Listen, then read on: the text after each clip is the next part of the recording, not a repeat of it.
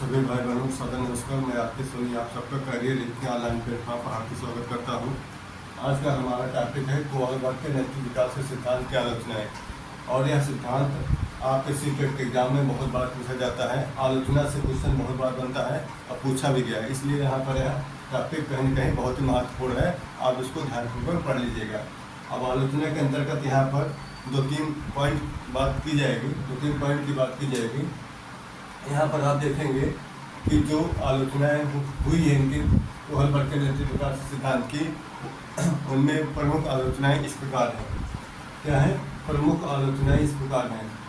Kohlberg के नैतिक विकास के सिद्धांत के की जो आलोचनाएं हैं उनमें प्रमुख आलोचनाएं इस प्रकार हैं। प्रमुख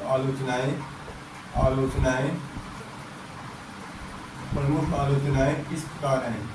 यहाँ पर देखेंगे कि कोहलबर्ग के नैतिक विकास सिद्धांत की जो आलोचनाएं हुई हैं उनमें से प्रमुख आलोचनाएं इस प्रकार हैं। उनमें से पहली जो आलोचना है वह है आपका कौन सा है? उम्र पूर्वाग्रह। उम्र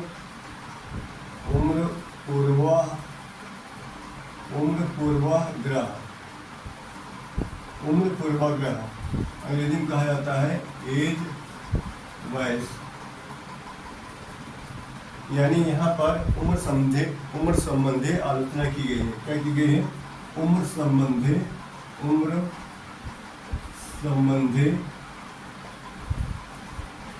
आलोचना। क्या कहेंगे इसको? उम्र संबंधी आलोचना। जो पहली आलोचना है वह कौन सी है? उम्र पूर्वाग्रह है। आप देख रहे हैं कि यहाँ पर उम्र संबंधी आलोचना की गई है। आप देखे होंगे कि जो इनका नैतिक विकास सिद्धांत की जो पहला स्तर है उसका नाम है पूर्व नैतिक स्तर। क्या नाम है? पूर्व नैतिक स्तर।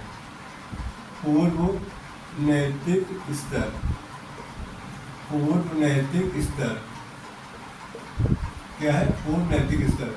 और इसका जो समय अवधि है, जो टाइम पीरियड है, आप जानते हैं कि इनके द्वारा क्या बताया गया है? कोहलबर्ग के द्वारा 3 वर्ष से लेकर के 10 वर्ष तक बताया गया है। 10 वर्ष तक बताया गया है। इनका यह कहना है, मिस्टर कोहलबर्ग का यह कहना है कि जो 3 वर्ष से लेकर के 10 वर्ष तक के लड़के होते हैं उनमें नैतिकता नहीं पाई जाती है। क्या नहीं पाई जाती है? उनमें नैतिकता नहीं पाई जाती। इनके अनुसार क्या कहना है? कोहलबर्ग के अनुसार यह कहना है कि 3 वर्ष से लेकर 10 वर्ष तक के लड़कों में नैतिकता नहीं पाई जाती है।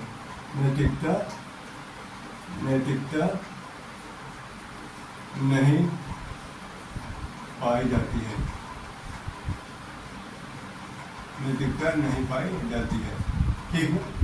यानी कोहलबर्ग के अनुसार जो बच्चे 3 वर्ष से लेकर 10 वर्ष तक होते हैं उनमें नैतिकता नहीं पाई जाती है। ठीक। इसी बात को लेकर के विद्वानों में यह कहना है, विद्वानों द्वारा, कि यह बात कहीं न कहीं जो कोहलबर्ग के द्वारा बताई गई है वह क्या है? गलत है। विद्वानों द्वारा इस बात की आलोचना की गई है कि जो इनके द्वारा टाइम पीरियड बताया गया है कि 3 वर्ष से लेकर के 10 वर्ष तक के लड़कों में नैतिकता नहीं पाई जाती है, यह गलत है। क्यों गलत है? क्योंकि 10 वर्ष तक के बच्चों में या लड़कों में नैतिकता आ जाती है। क्या आ जाती है? विद्वानों के अनुसार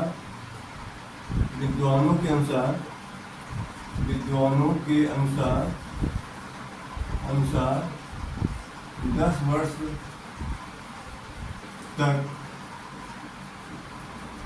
वर्ष तक लड़कों में 10 वर्ष तक के लड़कों में नैतिकता की समझ विकसित हो जाती है। ठीक है। ये बात फिर से ध्यान दीजिएगा। जो इनकी पहली आलोचना इनके सिद्धांत की गई है उसका क्या नाम है? उम्र पूर्वाग्रह, उम्र संबंधी आलोचना। क्या है? उम्र संबंधी आलोचना। कोहलबर्ग के द्वारा जो इनका पहला स्तर बताया गया है नैतिक विकास सिद्धांत का, उसका क्या नाम है? पूर्व नैतिक स्तर। और इसका टाइम पीरियड क्या है? 3 वर्ष से लेकर के 10 वर्ष तक है। अब विद्वानों द्वारा यह कहा गया है कि जो इनका टाइम पीरियड बताया गया है यह कहीं ना कहीं क्या है, गलत है। क्यों गलत है? क्योंकि यह जो 10 वर्ष बताया गया है यह इनके द्वारा बहुत ज़्यादा उम्र बता दिया गया है। क्या बता दिया गया है? ये जो 10 वर्ष है ये बहुत ज़्यादा बता दिया गया है, बहुत ज़्यादा बता दिया गया है। इसीलिए इसी बात को लेकर के विद्वानों द्वारा इनकी आलोचना की गई है और कहा गया है कि 10 वर्ष तक के जो लड़के होते हैं उनमें नैतिकता की समझ विकसित हो जाती है। उनमें क्या हो जाती है? नैतिकता की समझ क्या हो जाती है? विकसित हो जाती है। इसी बात को लेकर के विद्वानों द्वारा उनकी आलोचना की गई है। इतनी बात क्लियर हो गया। अब आपको समझ में आ गया होगा कि पहली आलोचना किस बात को लेकर की गई है। तो पहली आलोचना उम्र पूर्वाग्रह को लेकर के की गई है। अब इसको हम साफ करते हैं। अब दूसरी आलोचना की बात करेंगे कि दूसरी आलोचना कौन सी है। दूसरी आलोचना है लिंग पूर्वाग्रह। क्या है? लिंग पूर्वाग्रह। जो उनकी दूसरी आलोचना की गई है उसका क्या नाम है? लिंग पूर्वाग्रह। लिंग पूर्वाग्रह, लिंग पूर्वाग्रह, लिंग पूर्वाग्रह यानी जेंडर बेस, ठीक है, जेंडर बेस इसे कहा जाता है। इनके द्वारा लिंग पूर्वाग्रह का अर्थ यह है कि यहाँ पर पुरुष प्रधान होने की आलोचना की गई है। पुरुष प्रधान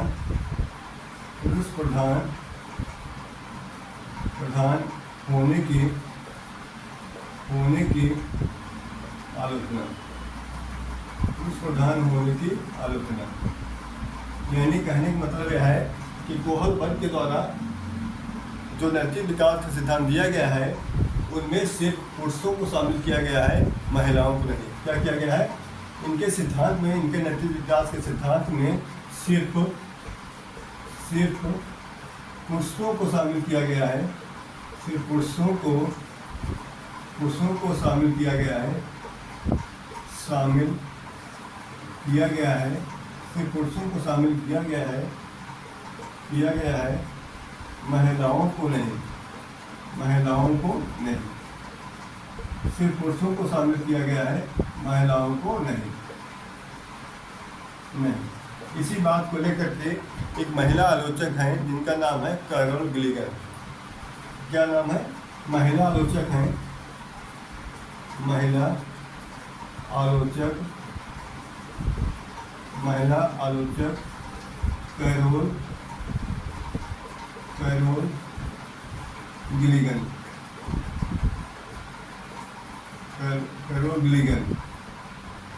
महिला आलोचक कैरोल गिलिगन के द्वारा इसी बात को लेकर के आलोचना की गई है और उनका कहना है कि कोहल वर्ग का जो नैतिक विकास सिद्धांत है यह टोटल इस पर आधारित है, पुरुष प्रधानता पर आधारित है। यानी इनके सिद्धांत में सिर्फ पुरुषों को महत्व प्रदान किया गया है, महिलाओं को महत्व प्रदान नहीं किया गया है।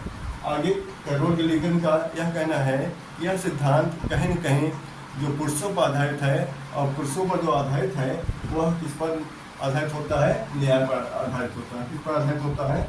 यहाँ पर आप आगे देखेंगे कि महिला आलोचक के द्वारा जो नाम है इनका कैरोल गिलिगन, इनके द्वारा इनके सिद्धांत की आलोचना की गई है और कहा गया है कि यह इनका सिद्धांत पूरी तरह से पुरुष प्रधानता पर आधारित है। यानी यह सिद्धांत महिलाओं को महत्व प्रदान नहीं करता है, अब आगे देखिएगा, गिलिगन के अनुसार जो पुरुषों की नैतिकता होती है वह न्याय पर आधारित होती है। गिलिगन के अनुसार कैरोल गिलिगन के अनुसार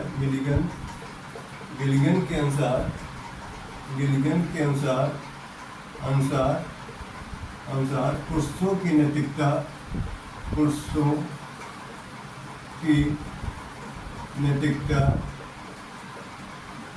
नैतिकता न्याय पर आधारित होती है। न्याय जस्टिस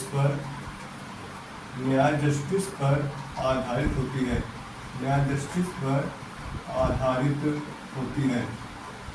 आधारित होती है। जबकि जबकि महिलाओं की नैतिकता जबकि महिलाओं की नैतिकता जबकि महिलाओं की नैतिकता देखभाल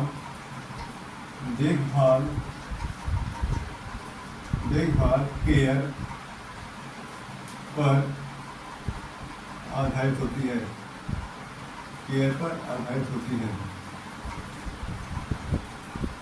ठीक है।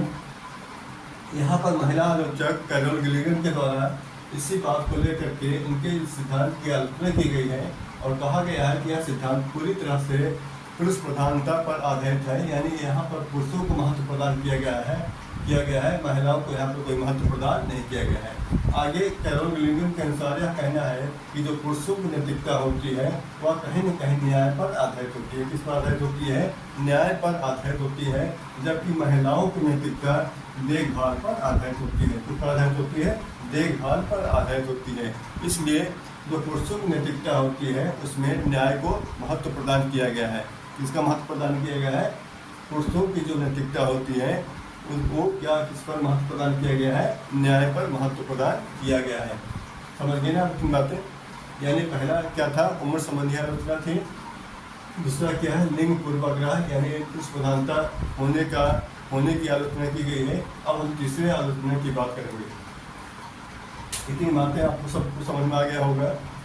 यहाँ पर कैरोल गिलिगन का नाम बहुत ही महत्वपूर्ण है। इन्हीं के द्वारा पुरुष प्रधान होने का दावा किया गया है, आलोचना की गई है और कहा गया है कि यह सिद्धांत पूरी तरह से पुरुषों पर आधारित है। किस पर आधारित है? पूरी तरह से पुरुषों पर आधारित है और इसमें महिला उनको कोई महत्व प्रदान नहीं किया गया है। इस सिद्धांत में महिलाओं को कोई महत्व प्रदान नहीं किया गया है। और आगे बताया गया है कि जो पुरुषों की नैतिकता होती है वह न्याय पर आधारित होती है, जबकि जो महिलाओं की नैतिकता होती है वह देखभाल पर आधारित होती है। और हम तीसरे आलोचना की बात करेंगे।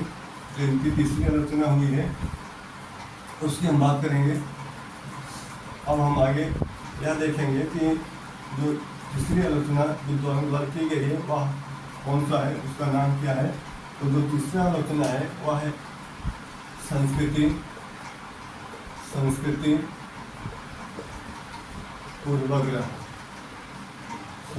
पूर्वाग्रह यानी सार्वभौमिकता की बात करते हैं। सार्वभौमिकता का दावा। ठीक है। सार्वभौमिकता का दावा यानी इनके द्वारा जो कोहलबर्ग का नैतिक विकास सिद्धांत है, इन्होंने जो अपना यह सिद्धांत दिया है उस सिद्धांत में इनका यह कहना है कि जो हमारा सिद्धांत है यह दुनिया के सभी संस्कृतियों पर समान रूप से लागू होता है। इनका कहना है, कोहलबर्ग का कहना है, कोहलबर्ग का कहना है कि मेरा सिद्धांत दुनिया के सभी संस्कृतियों पर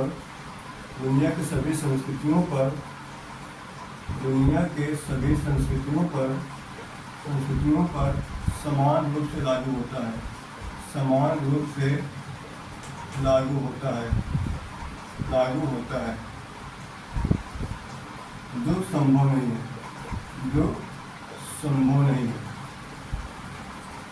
जो संभव नहीं है। आप खुद सोचिए बेटा कि क्या कोई सिद्धांत दुनिया के सभी संस्कृतियों पर समान रूप से लागू हो सकता है? कभी लागू नहीं हो सकता है। क्यों नहीं लागू हो सकता है?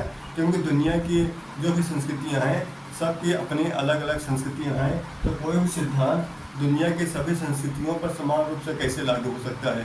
कभी लागू नहीं हो सकता है, क्योंकि प्रत्येक देश की अपनी अलग अलग संस्कृतियाँ होती हैं और उस देश में जो भी बच्चे होते हैं, जो भी बच्चों का पालन पोषण होता है, उनका अपनी संस्कृतियों के अनुसार होता है। तो हम यह कैसे कह सकते हैं कि कोई भी सिद्धांत दुनिया के सभी संस्कृतियों पर समान रूप से लागू होगा? यह कहना क्या है? गलत है। इसी बात को लेकर के विद्वानों द्वारा इनकी आलोचना की गई है और कहा गया है कि कोई भी सिद्धांत दुनिया के सभी संस्कृतियों पर समान रूप से लागू नहीं हो सकता है। क्या नहीं हो सकता है? समान रूप से लागू नहीं हो सकता है।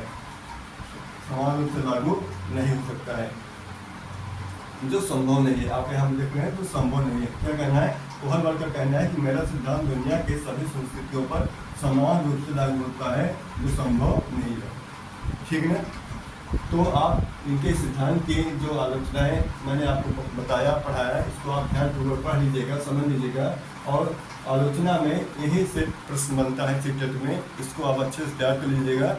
अब आलोचना वाला पार्ट यहाँ समाप्त हुआ। अगला पार्ट में और नया लेकर के आऊँगा। तब तक के लिए बहुत बहुत आपको धन्यवाद।